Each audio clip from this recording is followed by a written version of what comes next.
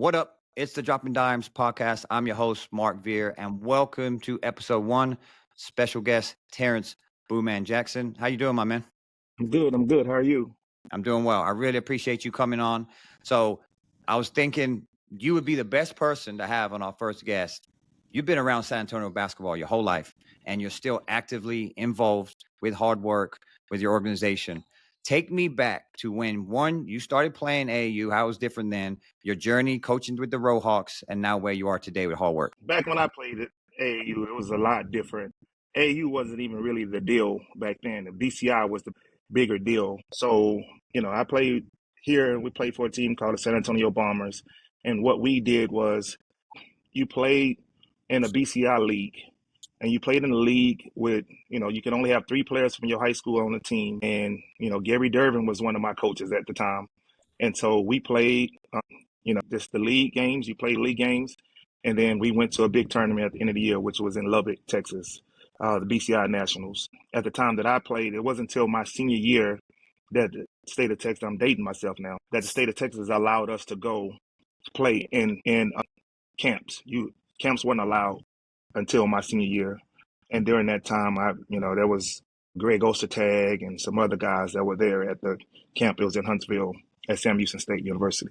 And so this kind of started there. When I left and went to college, came back, I started coaching a team called San Antonio Monstars. It was Damon Bailey and some guys and Cookie and Mike Mitchell and Justin Herbert. We based out of Full Life. Had a good year. Mike Daniels was on the team. We had a good first year. And then the second year, I learned a lot that's why I learned a lot from coaching, just how to manage between, the friendships and being their coach and that. So from there, I started coaching a team called Platinum with Les Singleton and Dustin Singleton and Chris Daniels. Britt Juwasko, who's the coach at O'Connor, he was on that team. Sean Fitzpatrick. We had Kia Griffin, that's at Warren. We had, I'm missing a bunch. We had Chris Russell. We had a bunch of players. Nathan ended up playing with us, and we won our AAU national championship with that group, 18 under division, and we won the BCI nationals. But Eric Nucio was a part of that. So I went from there, and then I started coaching the Rohawks. At the time I started coaching the Rohawks, I had a group that was there, and at the time, Drew Solomon and Justin, we started hard work. We actually started a team where they were called the Longhorns with Jalen them, and Drew Solomon wanted to emulate what his daughter was doing on Team Express. So we kind of put the idea in place. I did not want to coach Jalen. I wanted to just be a parent. So I initially started with the Rohawks with Cameron Griffin and Yolonzo Moore and, Jerron Fisher and, Artie. Like Art Vela. Like we had a really nice team, Juwan. So, you go back and we did some good things with that group, and Jalen was still going, and Jalen was actively playing basketball and running track, and had to miss a couple of his things. And it wasn't until my Rohawk group, we were in Florida and we lost in the tournament, and I really felt like at that time, the guys didn't understand the magnitude of what we were doing. So I decided, I turned my attention to coaching Jalen a little bit, and then that group got back together, and we got back and we still did some things. But, Justin was coaching Jalen. So Justin Lasson came up with the name Hard Work. When he decided, he was the coach, and I was one of the directors of it, and because I didn't want to coach Jalen. And so when we decided a name, Justin wanted a name that embodied not just the name, but embodied who we were. And so he came up with the name Hard Work, and, it stuck. And then Justin left. And then, the coach that we have, I wasn't too keen on. So I was supposed to take over just till we found a new coach. And here I am years later still coaching Hard Work. So that's how that came about. Okay. So if I'm hearing this right, when you were playing in a league, you're not playing that many games. I'm assuming you're in the gym a lot more, playing less tournaments, then you have one national tournament in Lubbock. Am I hearing that correctly? That's correct. So let me back up a little bit. My 7th and 8th grade years, 6th, 7th, and 8th grade years, I played for a team it's called the San Antonio Knicks. We did do AAU with that team. So that's before my high school days. My middle school days, I played with a team called San Antonio Knicks. We had guys like Jay Uribe that was up, Sean Frazier, Dominique Cameron.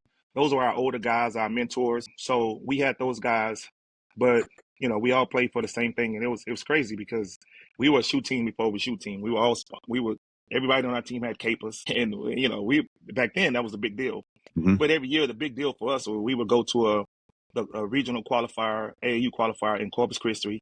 We would qualify, and then we would go. One year we went to AAU Nationals was in St. Louis, and we actually played against Grant Hill's team, and that's when you really start to see levels because we were really good. Like we lost one game in the state of Texas, and we got to nationals, and we competed, but you see levels. It was we started off beating Grant Hill and them, and then they went to another level. They actually won the whole thing that year, Potomac Valley. Let me ask you this, and I've said this. Me being from Europe, when I was growing up, we play one game on the weekend. That's it. Win or lose, you done. You back in the gym, 3-4 days practice. You got to wait a whole week till you play again. I'm assuming back when you were around that age, when you started playing middle school, even maybe younger high school, that you were playing less games than it is today. What are your thoughts on how many opportunities, how many tournaments there are? I'm going to talk strictly San Antonio, where kids are playing a lot more and they're not in the gym as much as a whole. What are your thoughts on that? And then what do you guys do at Hard Work trying to balance that as well? Well, I mean, I do think these kids play way too much to go because at some point it doesn't mean anything, doesn't mean the same thing for you, right? So, I equate it to, college football, right? Every week matters. Mm-hmm. So, every week matters. But if you lose today and then you playing next weekend and the weekend after that and the weekend after that, it kind of loosens the whole I got to win because now I got to wait a whole nother time to play. For us at Hard Work, what we do is, our kids don't play no more than 2 tournaments a month. We do that intentionally because I believe that at some point in time that there has to be some family time. So in order for them to have some downtime, in order for them to be kids, we play 2 tournaments a month, and that's how we operate and maintain that. It's demanding. It's something that you earn. I think that's what's happening right now. You're getting a lot of guys, they don't like what they're doing. They just go play another team, or they just jump on another team that's just playing that weekend. So you're never really fixing any problems or correcting any things you have because there's no structure to it. Yeah, 100% agree. Let's talk a little bit about Hard Work as well. Both your kids are no longer in the program, and you are still actively involved coaching. Now, that is huge because I'll be honest, a lot of parents, when they're done coaching their kids, they take a step back, they're done. What made you continue to stay around and be very active with an organization? I started with Drew Salmon. I just, he came to me with the idea and we put the plan in place. Really, Mark, for me, like once that took over with Drew, it became a thing for me that Hard Work wasn't meant to be what it is today. It wasn't meant to be on the UAA circuit. It wasn't meant to be that form of just high level basketball. Hard Work started it because I believe, in order to be a man, you have to see a man. And sometimes that man does happen to be your father. I haven't seen my father since I was 11 years old. And my coaches and my the people in my life, those are the people who helped me along the way to help me become who I am. So Hard Work became a way for me to pay it forward. And that's why I still do what I do to this day. I love that. Talked about Hard Work culture. I mean, I met you guys when I started coaching. Everybody knew who Hard Work was. What is the culture you guys instill on and off the court? I mean, I think it's kind of, it embodies we believe in, again, it's a way of teaching these guys how to, more importantly than being just good basketball players, we want them to be good young men. And basketball is truly a avenue for that through Hard Work. I just had this conversation with our kids the other day that, I don't care how good you are. If you're not taking care of your business in the classroom, you cannot play for us. If you can make all good grades, if you have any conduct, you cannot play for us. So to play for us, you have to really love it because we are very demanding on it because at the end of the day, again, it's teaching these young men how to be men, right? So, if you learn a lesson to stick through what we're teaching, then you learn to stick through the stuff in life. I had a guy, Jawan Lewis, he was in the Air Force, and I remember him calling me and telling me that, man, those workouts that we had, the mental toughness that he built, helped him get through basic training. Mm-hmm. And so for me, those are the things that we have, and those are the things that, these guys to be self-aware men, because as a father, this, your kids don't understand that you tired. Mm-hmm. Dad, where's this food at? You know what I mean? Why our lights is not off? So if you can persevere through the things that we're doing, it's going to help you be a better young man. And that's the ultimate goal. The school part and the basketball part is secondary to all that. So, that's still the forefront. You ask my parents to this day, they'll tell you how it is. I make sure that our kids understand that. I had this other conversation with them that no matter what you do, no matter how much money you make in life afterwards, you go to college or whatever, you would never be able to pay your parents back for the sacrifice they made for you. Yep. You'll never be able to pay them back. So there's not enough money in the world for you to pay them back. Part of it is because they can't remember how much time they spent, how much they sacrificed to do it. But what you and the parents who sacrifice that, they don't want you to pay them back. What they want you to do is make sure that their efforts are not in vain. So my sacrifice is not in vain. So I tell our kids that I won't let them come and I was that parent who had to sit on the bleachers after work watching Jalen and them do this. So I won't let them waste their parents' money because I know what it is. So I've been on that side of it. So, I won't do it. So these kids know that, and I tell them the way you pay them back is if they sacrifice you to be the best tennis player in the world, to play tennis, be the best tennis player that you can be. If they sacrifice for you to play basketball, then you be the best version of that person. So that's the culture that we create. We got all our coaches are, Pootie, Dale, Neek, Terry, Rashid, who else we got? Matt, Seaway. Like all our coaches really enjoy being around kids. And I can honestly say Terry and Rashid are the only coaches that we have in the program that have kids in the program. Pootie's a lot like me. Dale is a lot like me. Neek is a lot like me. They really just love being around kids. And so they really want to help. So that's what makes our culture what it is. And they all buy into what we're doing. We make sure that it's about the kids. You'll never see, you go back and look at our Instagram, any one of our Instagrams, and you will never see a coach in a picture after we win the championship because it's not allowed. Because it's about the kids, it's not about us. Yep. Yeah, I love that. Okay. So to piggyback on that, I know that hard work gym is not for everybody. We know that, right? Mm-hmm. I want to talk about, because you've been doing this a long time, both of us see kids on a daily basis. Do you feel kids are a lot different today and parents or both? What are your thoughts on that? Because I hear that a lot, that kids are just so much different today. And I know it's a different world, phones, social media, a lot more distractions, a lot more going on. What are your thoughts when you hear that statement about kids are a lot different today than they were? There's some truth to it, but I think the bigger picture is kids are not as much more different. I think parents are. So kids are going to get away with what you allow them to get away with.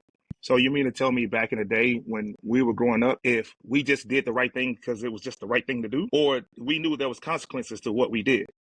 So, that's kind of what it is. I work in the teaching profession, so that's part of it. I see it every day. So it's the sacrifice that I don't think that parents are willing to make now. But there was a time I remember when I was little, my mom was giving me a whooping and she told me, this hurts me more than hurts you. I couldn't understand what she meant at that time because I was thinking, wait a minute, I know this belt is hurting me. And then you telling me it's hurting you. Why are we doing this dumb stuff? Like, let's stop. Yeah, but it wasn't until I had kids that I understand that this is why you do it.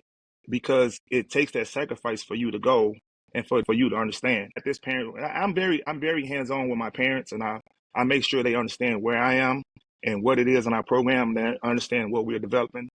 But, I challenged our parents, stop trying to give them what you didn't have and give them what you did have to get to where you are. What happens now, the old saying is you give a man a fish, you feed him for a day.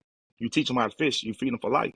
And so, for us, and the parents, what I encourage them to do is just because you learn how to fish with a stick and a string, now you can afford a rod, you still got to teach them how to fish.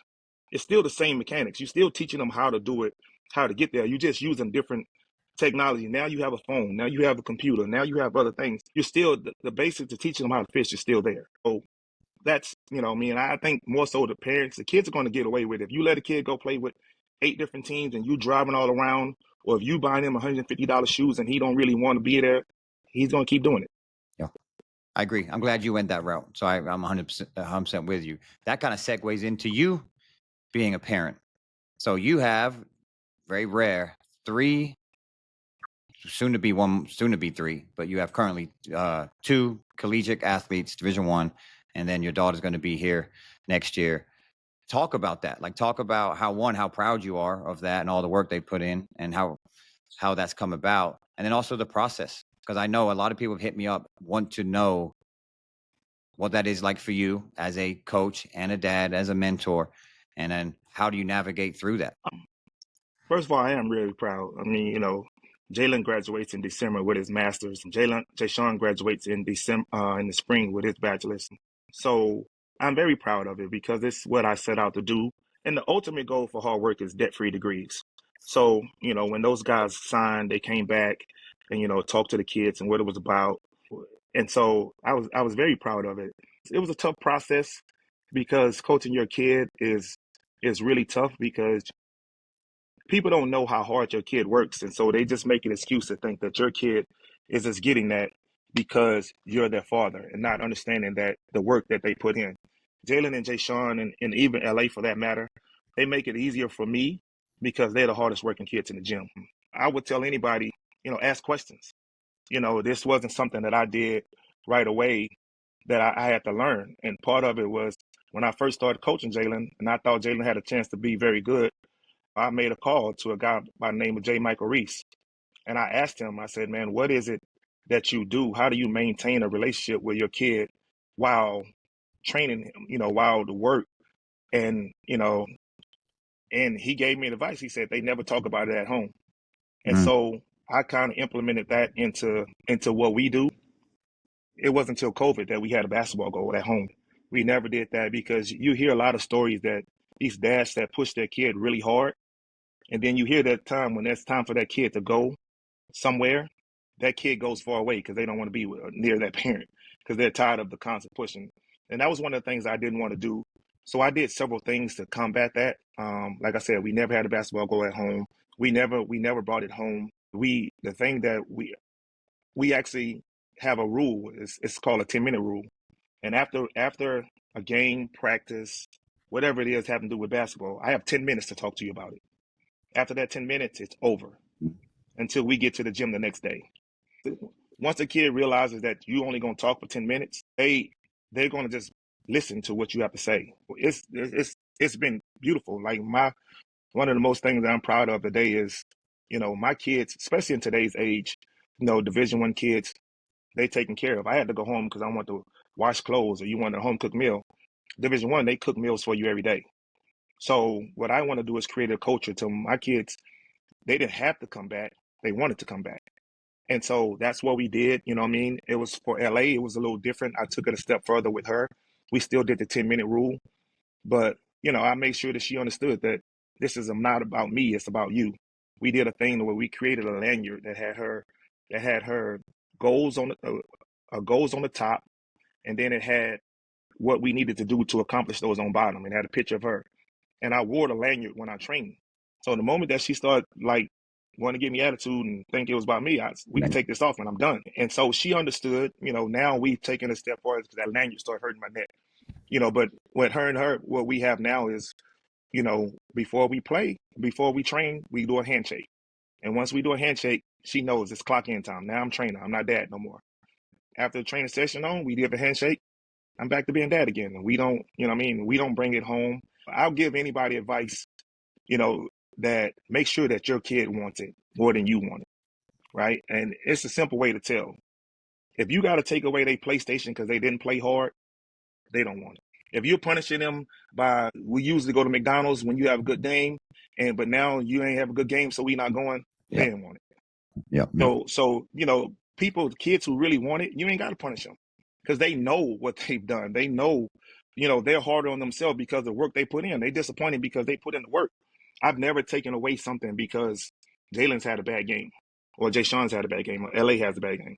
I give them my 10 minutes and it's over with. We talking about some other stuff at the house. Yeah, no, I love that, and I'm going to be going through it. It's not easy. I'm telling you, it's It's not not. easy It's not. to find a balance, right? So, a question for you is: so some parents that are struggling with, there's a lot out there that are struggling having these conversations. Is there a good idea to find another outlet that can help you with that process? Someone you trust, a mentor, a coach, somebody else, a close friend. Have you ever gone down that road instead of it always having to be the parent? Is there someone else that you feel can have the It's same? a village. It's a Mhm. village. I understand. I wasn't the only person that worked with Jalen his whole life. I was very strategic in the people who I put around and we all had the same plan, the same vision to go. You know what I mean? I would say something to him, or I knew what it was that I wanted Jalen to work on or that. So, I would have him with Seaway. I would have him with what I mean, Neek. I would have them with, those people that would work with him, Bones, that they work with him on stuff that we needed to do. So, yeah, I think it's definitely, it definitely takes a village because, you're going to find out with your son, that you can say one thing and then somebody else is going to say the exact same thing you said and they're going to quote them as saying it. And you be like, I've been telling you that for like 6 weeks now. You know what I mean? So you have to kind of understand that that's kind of how it goes. You got to make sure you do your homework and make sure you put your kids around the right people that have the same vision that you have and understand what their vision is. You know what I mean? And don't let the website tell you what their vision is, and don't let them, do your research, do your homework, and understand what the program is truly about. Yeah. To add to that, San Antonio, we got a lot going on in the city, right? As far as a lot of skill trainers have popped up, a lot of AAU has popped up, a lot of tournaments. I mean, you name it, they're all over. Talk to me a little bit about how the city has changed a lot in that aspect and how you feel about that, positive, negative, or a bit of both. This is the worst I've seen the city. Quite frankly, this is the worst I've seen the city, and for a variety of reasons, right? I think San Antonio has lost its community, basketball community, right? Where there's no everybody's working on their own individual court. You know what I mean? The high school coaches are doing their thing for them. AAU coaches are doing them things for them. Each individual trainer is doing their own individual thing. And, the refs have a different things of how they do it. And so there's no cohesiveness with our community. If you go to Dallas, you see AAU coaches and referees. They all want to see it better. They take a pride in the city growing. You know what I mean? And that's not happening right now in San Antonio. And that's what the problem is. We don't have our community, basketball community is not the same. You know what I mean? The reason why I got into it and I have longevity is because I talked to Daryl Richardson. I asked him for advice. I talked to him. I wanted to know.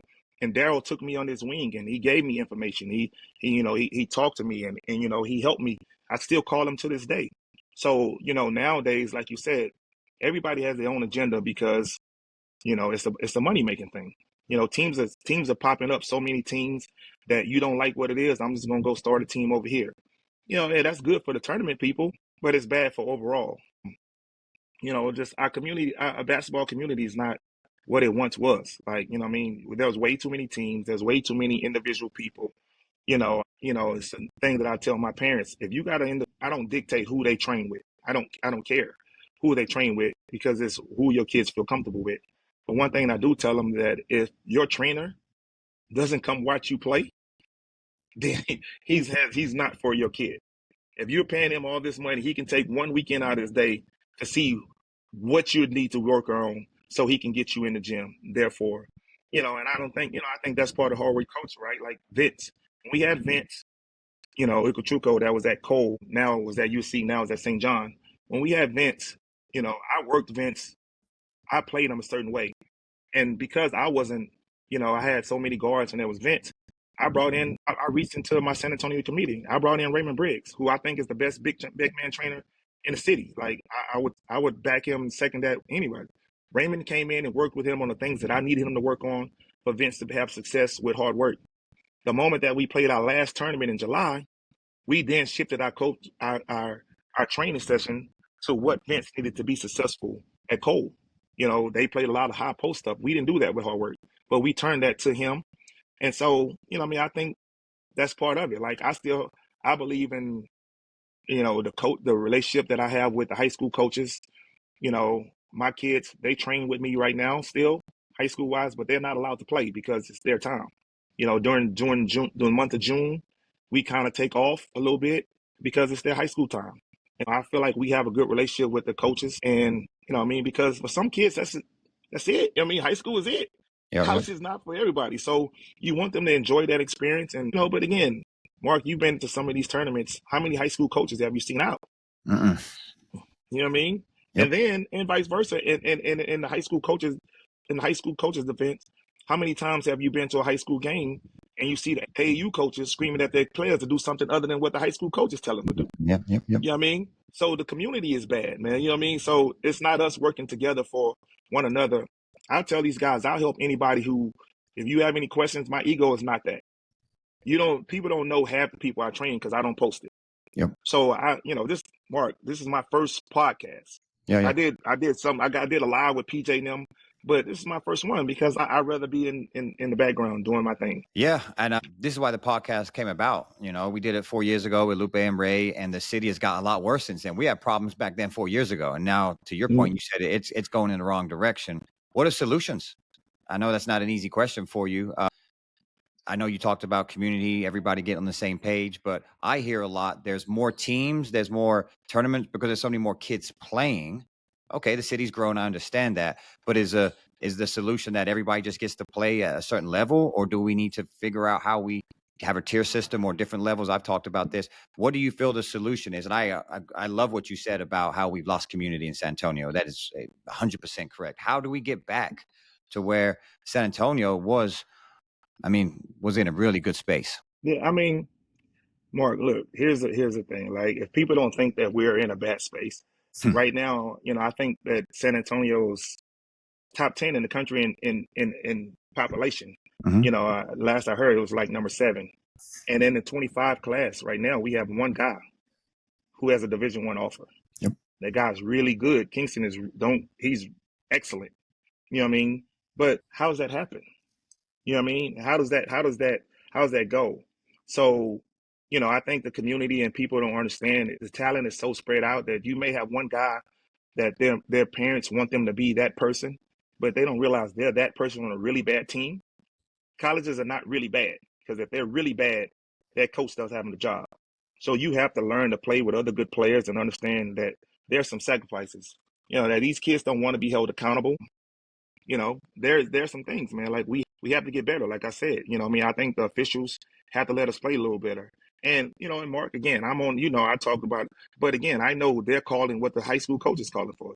High school coach is calling you for you to call that, because ultimately their goal is to win games. Yep. If you want to call those games, you got to call the game according to how they want it done.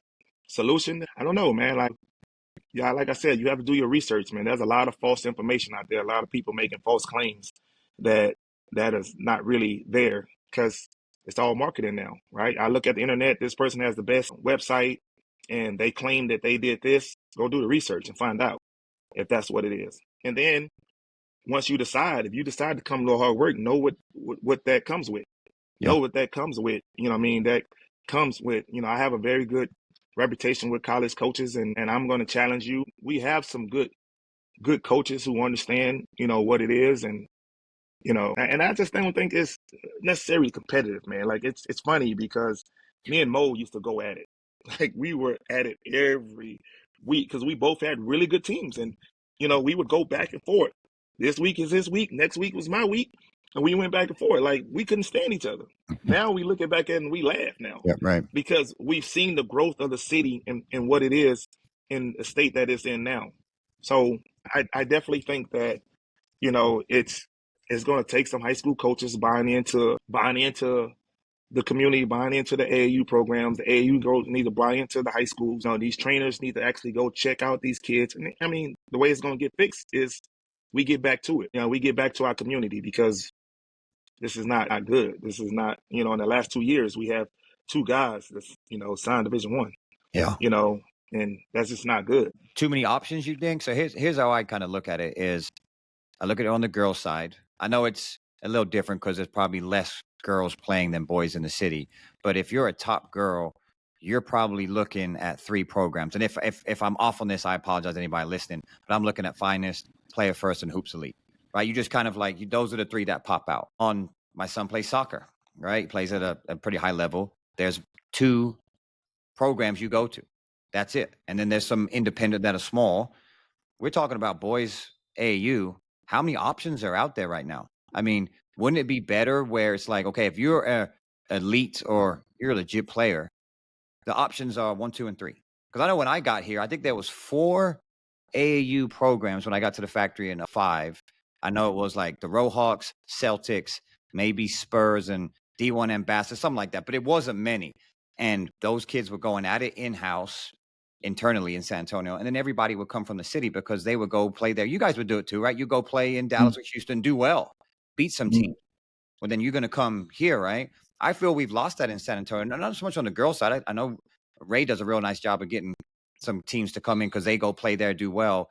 I don't feel like a lot of teams from Houston, Dallas, like, why am I going to go down to San Antonio and waste my time? To your point, is it competitive? Is it worth my time to go all the way down there when, I mean, I think we had 17, 18 teams in a Gasso NBA division one time, maybe more than that.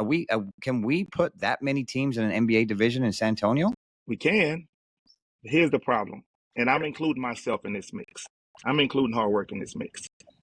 We don't even play in the city. We don't play here. You know what I mean?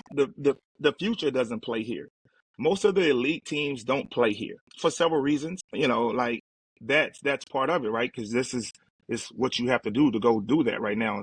You know, that competition level to go out and go. I think the major part of it is, you know, really you don't have to go outside the state of Texas to really get there. You know, you make a few trips to Dallas and it's what it is. And I think Gasso does an amazing job of supporting this region. I know there's some history or some beef, but I like what Antonio is trying to do.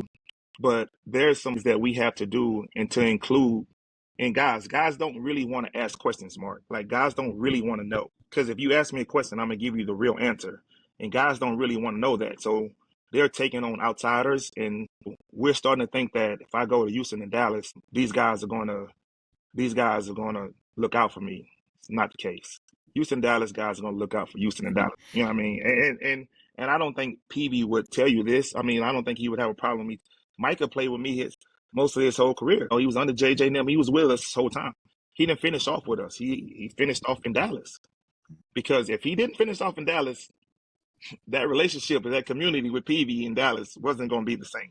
Yep. So they take care of them. They take care of each other down there. We don't. And I think that's the major difference of what it is.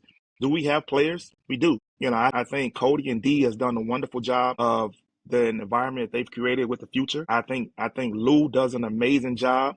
I think Mo does an amazing job. You know, they get the Max Vasse does it. You know, him and Mir, they do amazing job with the groups they have. You know, I think FOA is starting to come on strong. But, you know, again, you're looking at how many people do we really have. You know, so when you talk about San Antonio, you know, what I tell our kids is this. If you're a shoehead and I tell you you can go to, you know, Rolling Oaks Mall and there's one shoe store, or you can go to North Star Mall and there's 6 shoe stores, which one are you going to? You're going to go to North Star because you get more options. And that's what it is in San Antonio. You can come see 1 or 2 guys, right? Because those are the guys that's out there right now. Or you can go to Dallas to see 20 and get more bang for your buck. And, you know, and again, Mark, and when I tell you the community, is how many of these high school coaches are actually opening up gyms for AAUs, guys? You know what I mean? The tournament, you pretty much right now, you have to go through 2 people to get any kind of tournament, any kind of gym access in San Antonio. And so you're fighting for time. You're fighting for that. You know, back then, you practice at the high school, you practice there. And we're blessed. I got off the phone with one high school coach today telling me about one of my players not doing what he's supposed to do. And I'm on him because you represent us. So I think that's what it is, Mark. When I first got my Under Armour deal, I called every coach. I texted every coach that I had in the city in my phone. And I asked them to meet me at the Sportsplex.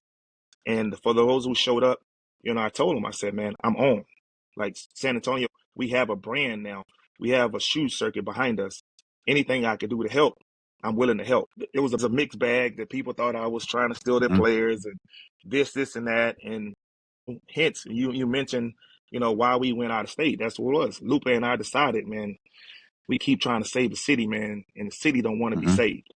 So, you know what I mean? We started doing things for the kids who want to be saved. Or we putting in some guys around them and go, that's how we branched out to Houston.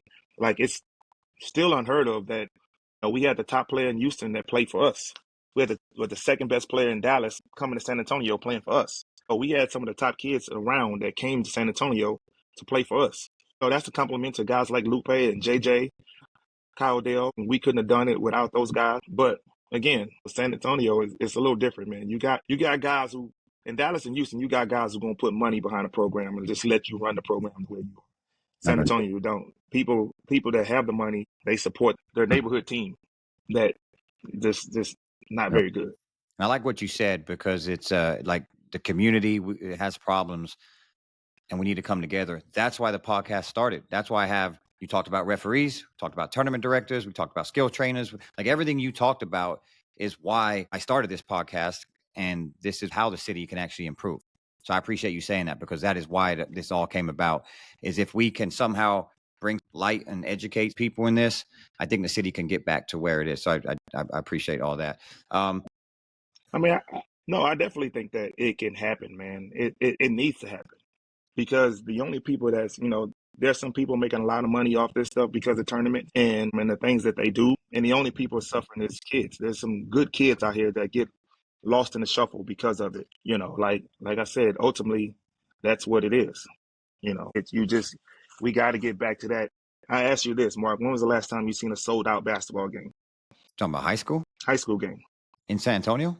In San Antonio. Maybe regional final. Stony Point, Brandon, maybe, but right. That's, during the season, never. Right. And my point is this, Mark, when I say the community is not what it is, everybody has their own agenda, right? Kingston doesn't play in my program, but it's no doubt about it. He is one of the best players in the country, right? If Kingston was in Dallas, the gym would be packed every time to see him, right? We don't do that. You know what I mean? I went to a game last year where LA was playing against first game of the season. You got two girls top in the first game of the city, and there was plenty of seating.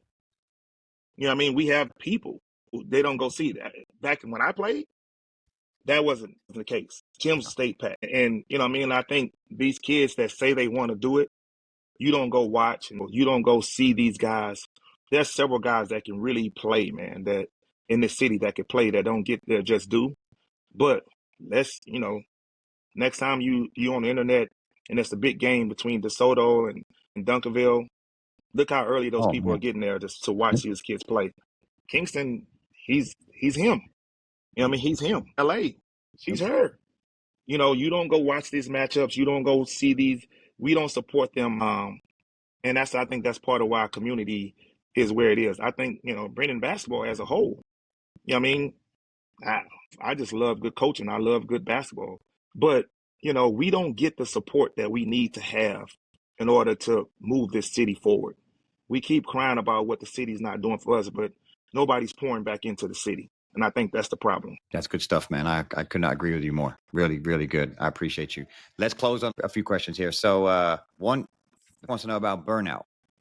You kind of talked about balance or whatever, but what are your thoughts on, I'll kind of give twofold on this. One, the burnout, and then what do you feel about kids specializing in a sport early or being a multi-sport athlete? Your thoughts on those? Tough, right? I definitely think that there has to be a balance as far as what you put in and how you recover, right? It's we use the old adage, well, we didn't have that back in the day. Well, shit, it wasn't available to us back in the day. We didn't have cell phones back in the day, but we have them now. So we use them to what we have. What we do is we work. I can speak to what we do in my house. LA works hard, but we recover hard. LA gets a massage once a month. LA goes to cryo. LA does leg compressions. LA goes to stretch zone. So we take care of her body to make sure that she's in peak performance for her to go. And we limit the amount that she plays, right? LA and I train every 4 days a week. And we don't go no more than 45 minutes. It's very strategic, and we get it in and we get out. What was the second part to that? Did you say? Multi-sport athlete, someone that specializes early. We see that a lot, right? A lot of kids specializing in one sport pretty young. Both of my kids played football all the way up until 8th grade, and then they made a choice. LA played all the sports in middle school. I think they should play multiple sports because you learn different things. As you get older, then you can kind of specialize into what you do. But I think them playing multiple sports early and the movements that you have, Seaway talks about it all the time because it's just different movements and different things that each sport brings. So I think early on it's definitely very good for them to do it. And from a parent's perspective, I would make sure it's something that they want. And even there's a balance to it, right? Because you can make sure the kid's going to want to go do it. If they want to be that guy or that girl, they're gonna let you know that they want to be it. They're gonna ask you. As a parent perspective, I would make sure that that's what they want. I don't have to ask Ella, do she want to go to the gym? She tells me because at the end of the day, I tell her all the time, not the same thing I told Jalen them and Jay Sean, it's not my goal. It's your goal. I'm just here to help you facilitate it because when you run sprints, I don't get tired. When you got to lift weights, I don't get sore. So, it's your goal. So ultimately, you got to do the things you need to do to take care of your body, to help you achieve your goals, everything that comes with it.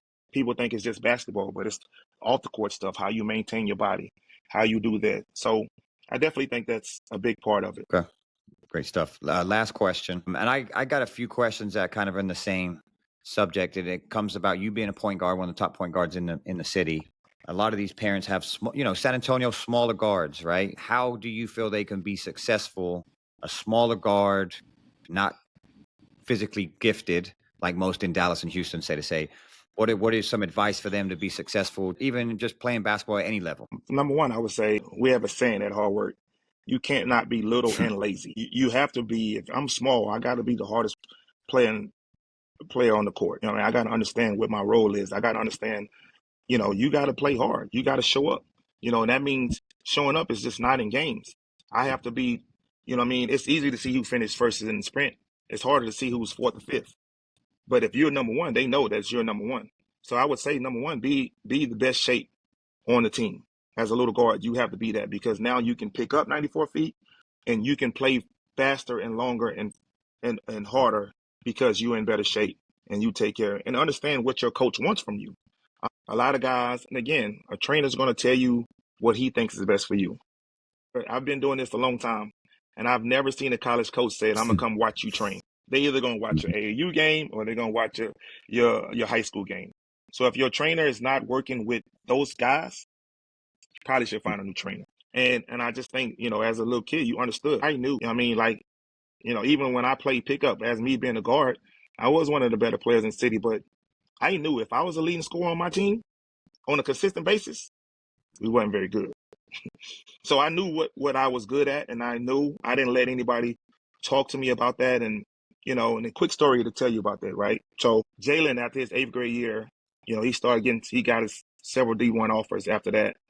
And so all the coaches told me they want to see him, put the ball in the basket. It was his 9th grade year. They want to see him put the ball in the basket. Well, that year we had Tristan Clark, Kevin McCullough, Journey, Braylon. Like, we had a really, really good team. And Jalen started off the season averaging 20-something a game. And then Jalen just started taking like 4 shots a game. And Mark, I'm cussing him because I'm like, you say you want to go D1 and you ain't shooting the ball. And I mean, man, I tried everything. I put my headphones on, tried to listen to gospel music so I didn't cuss. Like, none of it worked. And so finally I went to Jalen and I was like, man, you told me you want to be D1. You told me this is what you want to do. This is what you told me. And Jalen looked me in my face and said, Dad, we on a 19-game winning streak. What are you talking about? Yep. I shut up. So I stopped trying to find programs. I stopped trying to make him fit into programs that what they wanted him to be. And I started looking at the program to fit who he was. So, I mean, that's what I would tell you, your parents. Find somebody who knows who your kid is and knows how to get the maximum out of your kid. And that's it. Like, like I said, at the end of the day, my kids were blessed with a village around them that, is unmatched. Like, like I'm proud of them. So, and with all them being what they are, Mark, one of the proudest things that I am right now is I can call Jalen and Jay Sean or LA right now. And before we get off the phone, they're going to tell me they love me before I tell them. So I know that we are in a good place. They come home every year. Jalen got hurt this year, so he got a medical red shirt, which was a blessing in disguise for me. Because one time, I at least know for 1 year I'm going to have all my kids home again for Christmas. So, it's a blessing, man. It's not easy, parents. I would tell you that. There's a lot of sacrifices that you have to be willing to sacrifice to make your kid your goal. And it's not going to be a daily basis, but don't sacrifice your relationship with them to accomplish something that they may not want to do. You know what I mean? I have a Mount Rushmore of basketball kids that I coach for Hard Work, and some of them are on there for various reasons. I have a kid that's on my Mount Rushmore that never played a game in high school. His dad brought him to me, and he wanted me to make him like my boys. And his boy had never played ball before, and he just was like back and forth. And I could see the kid was only wanting to play because his dad. Come to find out, the kid was an amazing singer. Like, he got invited to sing at Carnegie Hall. So I was able, and I pulled my friend aside and I said, hey man, stop trying to make him something that he's not. He's an amazing singer. I went and watched him. I went and watched him sing. I went and watched this, and he's amazing. So create that and separate. And to this day, they're still, their relationship took off because of that. And that kid is on my Mount Rushmore because to me, that's the street, the lane that basketball opened up for me. So, like I said, understand who you are and understand what you're trying to get out of it. There's a lot of fluff out there that they say this, they say that. People have this on their jersey, people have that. And I will always tell you, I'll give you my honest opinion to help in any way I can because I want to pour back into the community. And because the community helped hard work get where it was. And, and you can ask a lot of these coaches. Some of these guys that I talk to, you'll never know. Because I'll ask their parents, do you mind if I talk to them about this? And I'll show them something that'll help. And we move on. And I don't want credit for it because I'm pouring back into our community. Hey, man, I appreciate you coming on. I know this is out of the norm for you. Like you said, you're a low-key guy. I've known you a long time. And this has been huge for you to come on the first podcast, get this going. Highly credible. Everything you gave is huge for the city. What I got out of this, the biggest takeaway is community. And I'm with you 100%, man, is that you've been giving back to this community. We need more people doing that, not having their own agendas. And I think that this first episode is just going to continue to drive that message throughout the city. And then hopefully we can get back to where it was, in the good days we're here in San Antonio. I appreciate you coming on, my man. We'll be talking again soon. Yeah, I appreciate you, man. All right, man. Take care, man. We'll talk soon.